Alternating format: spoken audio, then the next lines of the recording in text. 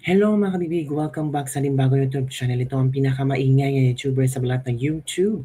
Ako si Kabibig, maglabag-labag na tayo with evidence na kung mga kabibig. Itong si VP Sara pa, sinugod pala niya si BBM, no? Kasama si Senator Amy Marcos. Yes mga kabibig. I don't know kung sinugod or pinuntahan niya si BBM. Kasi duda na that time si VP Sara na i-impeach talaga siya. At ay, alam mo naman si VP Sara, matapang yan. Naku, pinuntahan niya si BBM kasama si Senator Amy Marcos para may witness siya. 'Di ba? Mautak talaga si VP Sara, no? At sinabi ni VP Sara sa kanyang interview kagabi ba nga, hindi naman kami friend ni BBM. VP Sara talaga. O, 'di ba? So ito kabibig ha, pakinggan natin ang pagpunta ni VP Sara, ang istorya sa likod ng pagpunta, pagsugod, sugod talaga.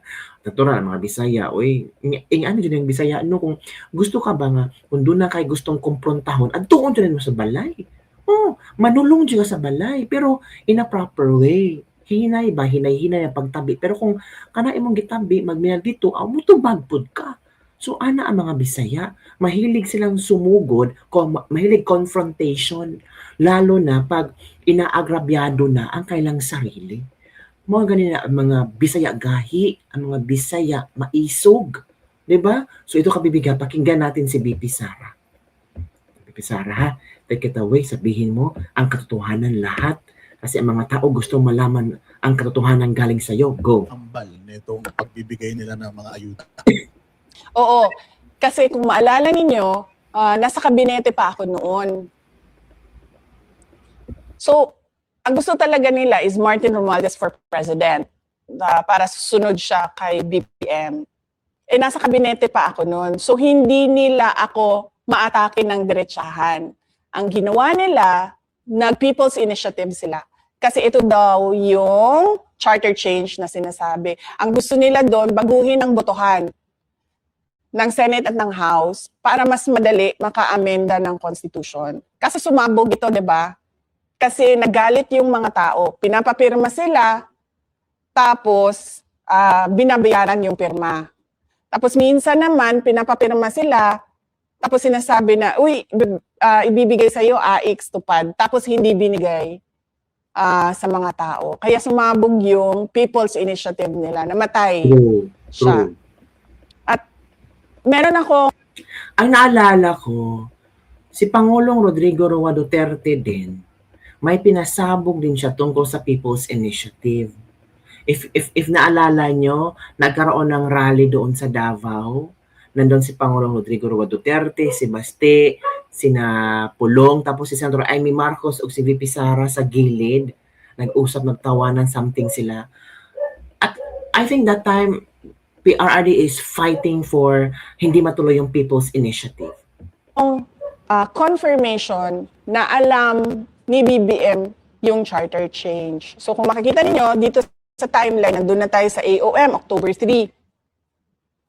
Noong November, kung maalala ninyo, November 2023, paalis siya papuntang United States para sa APEC. Bago siya umalis, one day before, tinawagan ko si Senator Amy Marcos. Sabi ko sa kanya, samahan mo naman ako kasi kailangan ko kausapin si BBM. Kailangan ko isama si Senator Amy dahil hindi ko kaibigan si BBM. Katrabaho ko lang siya. Presidente lang siya para sa akin. There you go. Si Senator Amy, maayos kausap na tao. So, tsaka kapatid niya. So, nandun kami. Kinonfront ako diretso si BBM. Sabi ko sa kanya, bakit merong pagpaplano ng impeachment sa House of Representatives sa akin? O, sabi niya, alam niyo si BBM, nag-English yan eh. Sabi niya, oh, that's not true. Ganyan. That's not true. There's nothing like that. Ganyan siya.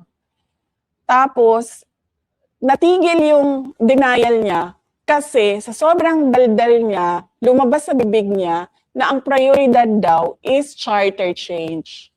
So, nung narinig ni Senator Amy yung charter change, nag-react siya. Sabi niya, sa dami-dami ng problema ng ating bansa, bakit naging charter change na ang prioridad? Tapos sabi niya, no, this will be for the country because it's all about the economic provisions, ganyan.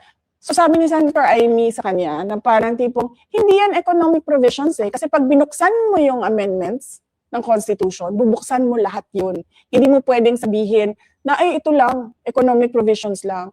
Kasama na dun yung political. Doon kasi unang diniscuss na tatanggalin ang opisina ng Vice President at papahabain yung terms ng members of the House of Representatives. So more than 3 years na yung isang termino. So dun yun, na-confirm ko na alam ni BBM yung ginagawa, bilihan ng signature sa People's Initiative. Doon sa discussion namin kasama si Senator Amy Marcos. November of 2023 yun. Kung makikita nyo sa pag-alis niya, nandoon ako, bago siya umakyat sa hagdanan, lumapit siya sa akin. May binulong siya sa akin. Alam niyo si BBM kasi mahilig magmumble, yung ganon, na hindi mo siya maiintindihan. Meron lang siyang clear words, iilan, at yun lang yung ma-pick up mo sa sinabi niya. Nung lumapit siya sa akin, nasa hagdanan na siya, sinabi niya sa akin, don't worry, I'll take care of you. So parang nagulat ako, na parang nagsinungaling ka kagabi na hindi mo alam ang impeachment. Kasi bakit ka naman magsasabi ng I'll take care of you? 'Di ba? Ang tagal namin nagsama sa kampanya, halos mamatay-matay na kami sa init, sa dehydration, sa pagod. Hindi ba nagsabi yan ng I'll take care of you? Tapos bigla, meron akong kinompronta sa'yo na usapang impeachment sa House of Representatives, ibubulong mo sa akin bago ka umalis, I'll take care of you. Ang plastic ni BBM no. So alam na ni VP Sara ang galawan ni BBM noon pa. 'Di ba? Why do you need to take care of me? You know something. 'Di ba? Huling-huli kasi mga lalaki sa mga ano eh. Oo nga. Sa mga pambobola eh. Sa kanya po kayo tumingin. Pero I'll take care of you. Sinabi niya yun. So ano dating sa'yo no? Nung sinabi niya yun? Kung ikino-connect mo ito na meron siyang alam. Kasi never siya nagsabi sa akin na I'll take care of you. Never. Simula nung nagkita kami, pinakaunang pagkikita namin, na para mag-discuss ng pagtakbo namin, ng unity team, doon sa kampanya, wala, yan siya sinabi. Hanggang, ano na yon, November 2023 na yon, first time mo magsasabi na I'll take care of you, after kita kinonfront, na pinagpaplanuhan yung impeachment ko dyan sa loob ng House of Representatives. So do you think na si Romualdez na nagpaplano, then here comes Marcos, sasabihin niya, akong bahala sa'yo, huwag kang mag-alala. Or I will take care of you. Or kasama siya doon sa plano ng impeachment. Kasama siya doon. Kasi, bakit mo naman i-deny tapos sasabihin mo, I'll take care of you? Hindi niya siguro kasi naisip na mahuhuli yung pagsisinungaling niya by his words the next day. I'll take care of you. Don't worry, I'll take care of you. Why should I be worried? 'Di ba? So, ibig sabihin, yung worry na nire-refer niya, yan yung binuksan ko na konfrontasyon. Bakit may impeachment? Galing ni VP Sara. So ang dating, parang dahil nabisto mo na, huwag kang mag-alala, relax ka lang. Parang ganun ba yung dating sa'yo? Oh, akong bahala sa'yo. 'Di ba? I'll take care of you. Akong bahala sa'yo. VP. O siya nga talaga bahala kasi siya naman direktor ng lahat ng mga bagay na ito. So, tutuloy ko yung timeline. Malayo pa tayo sa ilang pages pa ito. So, ayun. So, December. Di ba maalala nyo, December, tinanggal yung budget ng Office of the Vice President. Wala na kaming yung sabi ni Franz Castro, bakit 2.3 billion?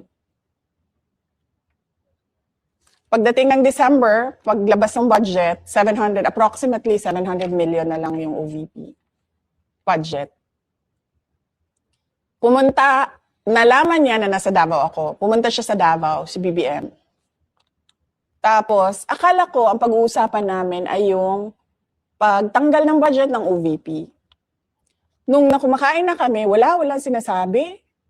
Puro walang kwentang usapan na hindi mo alam saan papunta yung biglang ang pag-uusapan, rice fields, sa susunod yung swahe na kinakain.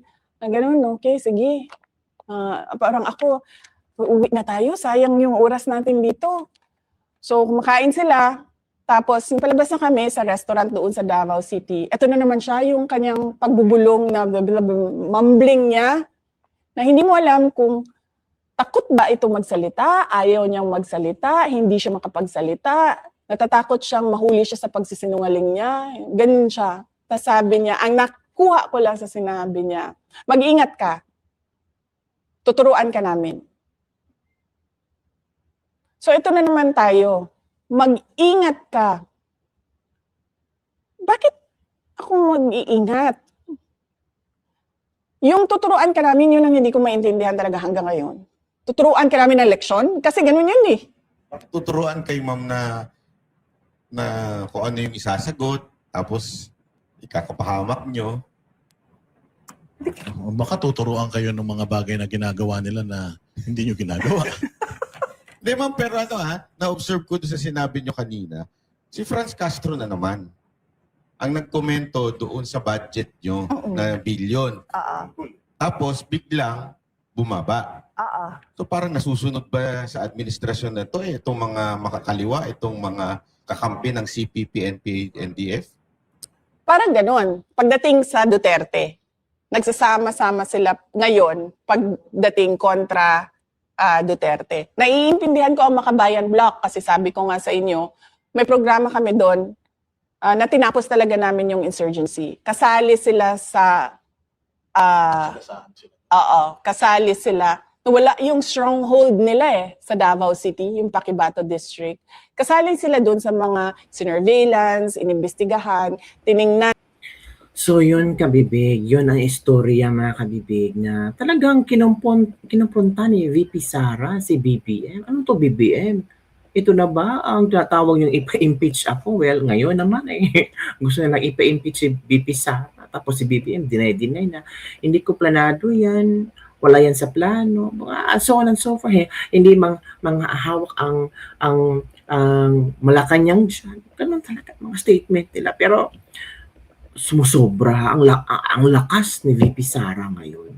Talagang tell-all na si VP Sara. Parang wala na siyang wala na siyang takot. Kasi noon, member pa siya ng kabinete. So, ayaw niyang mag-comment sa mga binabato sa pero ngayon hindi siya member So, lahat na lang, ganun Ilabas mo, VP Sara, kung ano yung mga nalalaman mo para malaman ang sabay ng Pilipinos. Yun lang kabibig ang ating Lipat for today. Don't forget to like, subscribe, and share this video. Galing ni VP Sara, sumugod talaga. Kinumpronta talaga si BBM. Yun ang tamang, matapang. Diba? Basta Bisaya lagi, isugjud na. Basta naa sa sakto. Diba? Yung ubang Bisaya, manggod kay, I think tanang Bisaya isog, Bye everyone, see you next time.